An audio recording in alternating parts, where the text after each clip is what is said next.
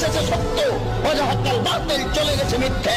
ইন্নাল বাতিল নিশ্চয় মিথ্যে, কানা যাহুকা চিরদিন মিথ্যে। আসুন আমরা প্রথমেই হিন্দু ধর্মের ঈশ্বরকে ভালোভাবে দেখি।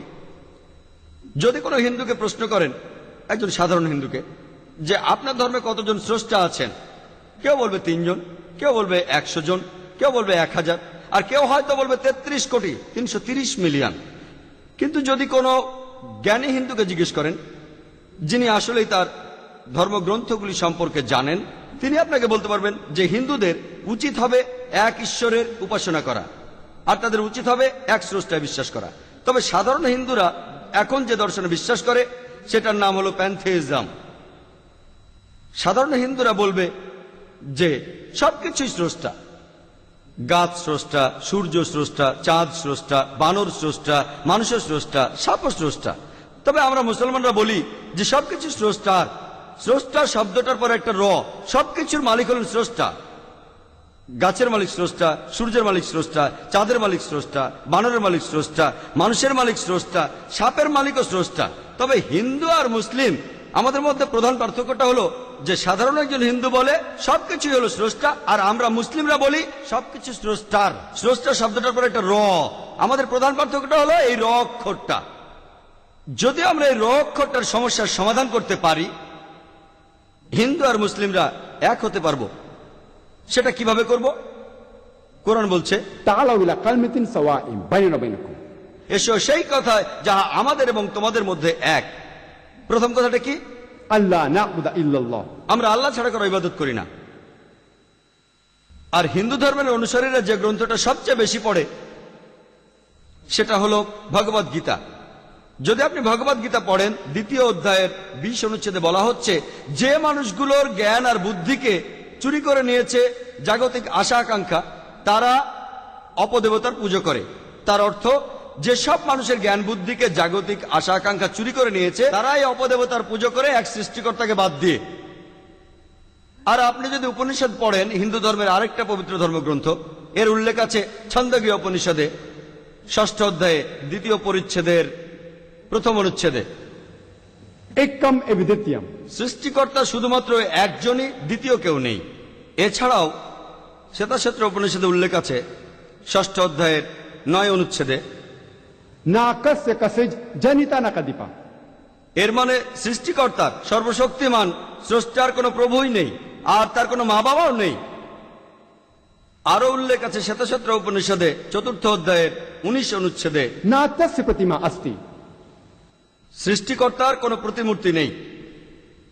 এছাড়াও শ্বেতাক্ষেত্র উপনিষদে 4র্থ অধ্যায়ের 20 অনুচ্ছেদে উল্লেখ আছে যে স্রষ্টার কোনো আকার নেই, কেউ তাকে চোখ দিয়ে দেখতে পায় না। হিন্দু ধর্মের সব গ্রন্থগুলির মধ্যে সবচেয়ে পবিত্র হলো বেদ। বেদ প্রধানত 4 প্রকার: ঋগ্বেদ, যজুর্বেদ, সামবেদ আর অথর্ববেদ। আপনি যদি যজুর্বেদ ভালোভাবে পড়েন, সেখানে উল্লেখ আছে 32 অধ্যায়ের 3 অনুচ্ছেদে, না তস্য প্রতিমা অস্তি, সৃষ্টিকর্তার কোনো প্রতিকৃতি নেই, সর্বশক্তিমান স্রষ্টার কোনো আকার নেই। এছাড়াও যজুর্বেদে 40 অধ্যায়ের 8 অনুচ্ছেদে উল্লেখ আছে যে সর্বশক্তিমান স্রষ্টা নিরাকার এবং পবিত্র। আর যজুর্বেদে এর পরের অনুচ্ছেদে 40 অধ্যায়ের 9 অনুচ্ছেদে উল্লেখ আছে যে अंधात्म पविशन्ति या असंभूतिम उपास्ते, তারা অন্ধকারে প্রবেশ করে যারা কোনো আসাম্ভূতির পূজা করে। আসাম্ভূতির অর্থ প্রাকৃতিক বস্তু, যেমন বাতাস, পানি, আগুন। এখানে আরো বলা হয়েছে তারা আরো বেশি অন্ধকারে প্রবেশ করে যে লোকগুলি সাম্ভূতির পূজা করে। সাম্ভূতি মানুষের তৈরি জিনিস, যেমন চেয়ার, টেবিল, মূর্তি ইত্যাদি। কোথায় বলা হয়েছে? যজুর্বেদে 40 অধ্যায়ের 9 অনুচ্ছেদে। এরপরে আরো পড়লে দেখতে পাবেন অথর্ববেদে উল্লেখ আছে 20 অধ্যায়ের 58 পরিচ্ছেদের 3 অনুচ্ছেদে, দেব মহাঅসি, সৃষ্টিকর্তা হলেন সুমহান। এই বেদগুলির মধ্যে সবচাইতে পবিত্র হল ঋগ্বেদ। ঋগ্বেদে উল্লেখ আছে 1 নম্বর গ্রন্থে 164 পরিচ্ছেদের 46 নম্বর অনুচ্ছেদে যে জ্ঞানীরা এবং বুদ্ধিমান লোকেরা তাদের এক সৃষ্টিকর্তাকে অনেক নামে ডেকে থাকেন। আপনি যদি ঋগ্বেদ পড়েন 2 নম্বর গ্রন্থের 1 নম্বর অনুচ্ছেদে সর্বশক্তিমান স্রষ্টার অনেকগুলো নাম দেওয়া হয়েছে। সেগুলোর মধ্যে একটি ঋগ্বেদে উল্লেখ করা আছে। 2য় গ্রন্থে 1ম পরিচ্ছেদের 3 নম্বর অনুচ্ছেদে ব্রহ্মা। যদি আপনি ব্রহ্মা শব্দটার ইংরেজি করেন সেটা দাঁড়াবে সৃষ্টিকর্তা। যদি শব্দটার আরবি করেন সেটার অর্থ খালিক। আমাদের মুসলমানদের কোনো আপত্তি থাকবে না যদি কোনো লোক সর্বশক্তিমান স্রষ্টাকে বলে খালিক বা সৃষ্টিকর্তা অথবা ব্রহ্মা। কিন্তু যদি কেউ বলে যে ব্রহ্মা হলো সর্বশক্তিমান স্রষ্টা, যার 4টা মাথা আছে, প্রত্যেক মাথায় একটা করে মুকুট আছে, আমরা মুসলমানরা এতে প্রবল আপত্তি জানাবো। এছাড়াও এভাবে আপনি শ্বেতাশ্বত্র উপনিষদের বিরুদ্ধে যাচ্ছেন। 6ষ্ঠ অধ্যায়ের 9 নম্বর অনুচ্ছেদে বলা হয়েছে না তস্য প্রতিমা अस्ति। সৃষ্টিকর্তার কোনো প্রতিমা নেই। আপনি এখানে সৃষ্টিকর্তাকে আকার দিচ্ছেন। আরো একটা সুন্দর নাম বলা হয়েছে ঋগ্বেদে 2য় গ্রন্থে 1ম পরিচ্ছেদের 3 নম্বর শ্লোকে, সেটা বিষ্ণু। যদি আপনি বিষ্ণু শব্দটার ইংরেজি করেন শব্দটার একটা অর্থ দাঁড়ায় রক্ষাকর্তা, পালনকর্তা। যদি শব্দটার আরবি করেন তার অর্থ হলো রব।